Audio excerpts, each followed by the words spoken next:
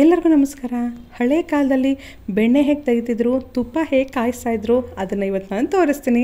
ತುಂಬ ಸಿಂಪಲ್ಲಾಗಿ ಮಾಡ್ಕೋಬೋದು. ಅರ್ಧ ಗಂಟೆ ಕೆಲಸ ಅಷ್ಟೇ. ನೋಡಿ, ಒಂದು ವಾರದ ಕೆನೆ, ಹಾಲಿಂದ ಕೆನೆ ಅಲ್ಲ ಇದು, ಹಾಲನ್ನ ಮೊಸರು ಮಾಡಿಕೊಂಡು ಮೊಸರಿಂದ ತೆಗ್ದಿರುವಂಥ ಕೆನೆ. ಒಂದು ವಾರಕ್ಕೆ ನನಗೆ ಇಷ್ಟು ಕೆನೆ ಆಗಿದೆ. ನಾನು ಹಸು ಹಾಲನ್ನ ಹಾಕಿಸ್ಕೊತೀನಿ. ಒಂದು ವಾರಕ್ಕೆ ಕೆನೆ ತೆಗ್ದಿಟ್ಟಿರ್ತೀನಿ. ಮೊಸರು ಮೇಲಿನ ಕೆನೆನ ತೆಗ್ದಿಟ್ಕೊಂಡು ಅದರಿಂದ ಒಂದು ವಾರಕ್ಕೊಂದ್ಸಲ ನಾನು ಬೆಣ್ಣೆ ಮಾಡಿಕೊಂಡು ತುಪ್ಪ ಕಾಯಿಸ್ಕೊತೀನಿ. ಬೆಣ್ಣೆ ಬೇಗ ಬರಬೇಕು ಅಂತಂದರೆ ಸಿಂಪಲ್ ಟಿಪ್ಪು, ಐಸ್ ಕ್ಯೂಬ್ಸ್ ಹಾಕ್ಕೊಳ್ಳೋದು. ಒಂದು 10 ಐಸ್ ಕ್ಯೂಬ್ಸ್ ಹಾಕ್ಕೊಂಡು ಚೆನ್ನಾಗಿ ಕಡೀರಿ. ಕರೆಕ್ಟಾಗಿ 10 ನಿಮಿಷಕ್ಕೆಲ್ಲ ಬೆಣ್ಣೆ ಬಂದುಬಿಡುತ್ತೆ. ನಿಜ. ಬೇಕಾದ್ರೆ ಟೈಮ್ ನೋಡಿಕೊಂಡು ನೆಕ್ಸ್ಟ್ ಟೈಮ್ ನಾನು ಹೇಳಿರೋ ಟಿಪ್ ಫಾಲೋ ಮಾಡಿ. ಹೀಗೆ ಹಳೆ ಕಾಲದಲ್ಲಿ ಕಡಿಯೋದ್ರಿಂದ ನಮ್ಮ ಕೈಯಲ್ಲಿರುವಂತಹ ಅಕ್ಯುಪ್ರೆಷರ್ ಪಾಯಿಂಟ್ಸು ಆ್ಯಕ್ಟಿವೇಟ್ ಆಗ್ತಿತ್ತು. ಅದಕ್ಕೋಸ್ಕರ ಅವರು ಮಜ್ಜಿಗೆ ಕೋಲಲ್ಲಿ ಕಡಿತಾ ಇದ್ರು. ನಾವಿವಾಗೆಲ್ಲ ಮಿಕ್ಸಿಗೆ ಹಾಕ್ಬಿಡ್ತೀವಿ. ಮಿಕ್ಸಿಗೆ ಹಾಕೋ ಬೆಣ್ಣೆ ಅಷ್ಟೇ ಚೆನ್ನಾಗಿರಲ್ಲ. ಈ ರೀತಿ ಕಡ್ದು ಮಾಡಿರುವಂಥ ಬೆಣ್ಣೆ ಟೇಸ್ಟ್ ಚೇಂಜ್ ಆಗುತ್ತೆ, ಗಟ್ಟಿಯಾಗೋ ಇರುತ್ತೆ. ಒಂದ್ಸಲ ಟ್ರೈ ಮಾಡಿ ನೋಡಿ. 10 ನಿಮಿಷ ನೀವು ಕಡಿಯೋದ್ರಿಂದ ನಿಮ್ಮ ಕೈಗೂ ಒಳ್ಳೆಯದು, ನಮ್ಮ ಆರೋಗ್ಯಕ್ಕೂ ಒಳ್ಳೆಯದು. ಅಕ್ಯುಪ್ರೆಷರ್ ಪಾಯಿಂಟ್ಸ್ ಎಲ್ಲ ಆ್ಯಕ್ಟಿವೇಟ್ ಆಗುತ್ತೆ. ನೋಡಿ, 10 ನಿಮಿಷಕ್ಕೆ ಬೆಣ್ಣೆ ಬಂತು. ಆಲ್ಮೋಸ್ಟ್ 1 ಸೇರಿಗಿಂತ ಸ್ವಲ್ಪ ಜಾಸ್ತಿನೇ ಇದೆ. ಒಂದು ವಾರಕ್ಕೆ 1 ಸೇರಷ್ಟು ಬೆಣ್ಣೆ ಬರುತ್ತೆ. ಹೋಮ್ ಮೇಡ್ ಬೆಣ್ಣೆ ರೆಡಿ ಆಯಿತು. ಈ ಬೆಣ್ಣೆನ ಕಾಯಿಸೋದಕ್ಕಿಂತ ಮುಂಚೆ 1-2 ಸಲನಾದರೂ ನೀರಲ್ಲಿ ತೊಳ್ಕೊಬೇಕು. ಇಲ್ಲಾಂದರೆ ಮಜ್ಜಿಗೆ ನೀರಿರುತ್ತಲ್ವ, ಆ ನೀರೆಲ್ಲ ಹಾಗೆ ಉಳಿದ್ರೆ ತುಂಬ ಹೊತ್ತು ಕಾಯಿಸ್ಬೇಕಾಗತ್ತೆ. ಬೆಣ್ಣೆನ ಚೆನ್ನಾಗಿರಲ್ಲ, ನೊರೆ ಜಾಸ್ತಿ ಬರ್ತಿರುತ್ತೆ. ಅದಕ್ಕೋಸ್ಕರ ಈ ರೀತಿ ನೀರಲ್ಲಿ 2 ಸಲ ಚೆನ್ನಾಗಿ ತೊಳ್ಕೊಂಡು ಆ ನೀರೆಲ್ಲ ಬಗ್ಗಿಸ್ಕೊಬಿಡಿ. ನಂತರ ಸ್ಟವ್ ಮೇಲೆ ಇಟ್ಕೊಂಡು ಬೆಣ್ಣೆನ ಕಾಯಿಸ್ಕೋಬೇಕು. ಆ ಬೆಣ್ಣೆ ಎಲ್ಲ ಕರಗೋವರೆಗೂ ಹೈ ಫ್ಲೇಮಲ್ಲೇ ಬೆಣ್ಣೆನ ಕಾಯಿಸ್ಬೇಕು. ಬೆಣ್ಣೆ ಬೇಗ ಕರಗಿಬಿಡುತ್ತೆ. ಒಂದು 5 ನಿಮಿಷಕ್ಕೆ ನೋಡಿ ಈ ರೀತಿ ಆಗಿಬಿಡುತ್ತೆ. ನೊರೆಲ್ಲ ಸ್ವಲ್ಪ ನೊರೆ ಬರ್ತಾ ಇರುತ್ತೆ, ಚೆನ್ನಾಗಿ ಕರಗುತ್ತೆ.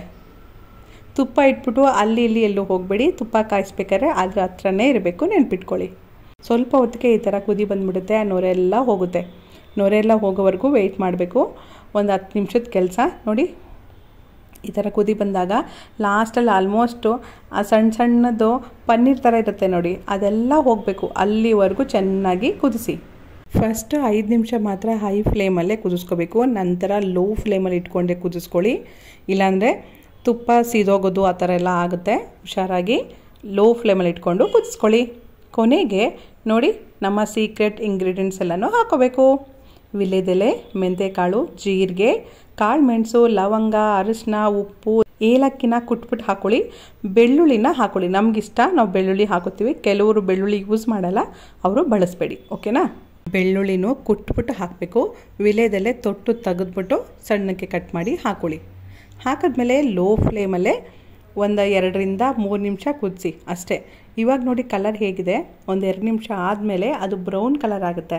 ಹಾಕಿರುವಂಥ ಎಲ್ಲ ಪದಾರ್ಥಗಳು ಸ್ವಲ್ಪ ಚೆನ್ನಾಗಿ ಫ್ರೈ ಆಗುತ್ತೆ.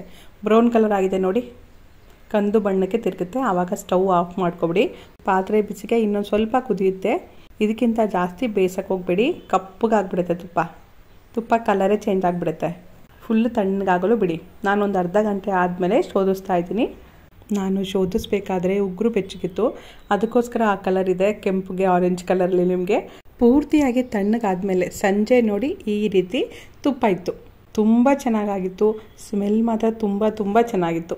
ಈ ತುಪ್ಪ ತಿನ್ನೋದ್ರಿಂದ ನಿಮಗೆ ಕೆಮ್ಮು, ಶೀತ ಏನೂ ಆಗಲ್ಲ. ನಾವು ಬಳಸಿರೋಂಥ ಪದಾರ್ಥದಿಂದ ನಿಮಗೆ ಯಾವುದೇ ರೀತಿ ಸೈಡ್ ಎಫೆಕ್ಟ್ಸ್ ಆಗಲ್ಲ. ಡೈಲಿ 1 ಸ್ಪೂನ್ ತುಪ್ಪ ತಿನ್ನಿ, ಆರೋಗ್ಯವಾಗಿರಿ. ಹೋಮ್ ಮೇಡ್ ಮರಳಾದ ರುಚಿಕರವಾದ ಆರೋಗ್ಯಕರವಾದ ತುಪ್ಪ ಒಮ್ಮೆ ಮಾಡಿ ನೋಡಿ. ನಿಮ್ಗೆ ಹೇಗೆ ಅನ್ನಿಸ್ತು ಅಂತ ನನಗೆ ಕಮೆಂಟ್ ಮಾಡಿ ತಿಳಿಸಿ. ನಮ್ಮ ಚಾನಲ್ನ ಫಸ್ಟ್ ಟೈಮ್ ನೋಡ್ತಾ ಇದ್ದೀರಾ, ಪ್ಲೀಸ್ ಸಬ್ಸ್ಕ್ರೈಬ್ ಮಾಡ್ಕೊಳ್ಳಿ. ವಿಡಿಯೋ ಇಷ್ಟ ಆದರೆ ಲೈಕ್ ಮಾಡಿ, ಶೇರ್ ಮಾಡಿ. Thanks for watching.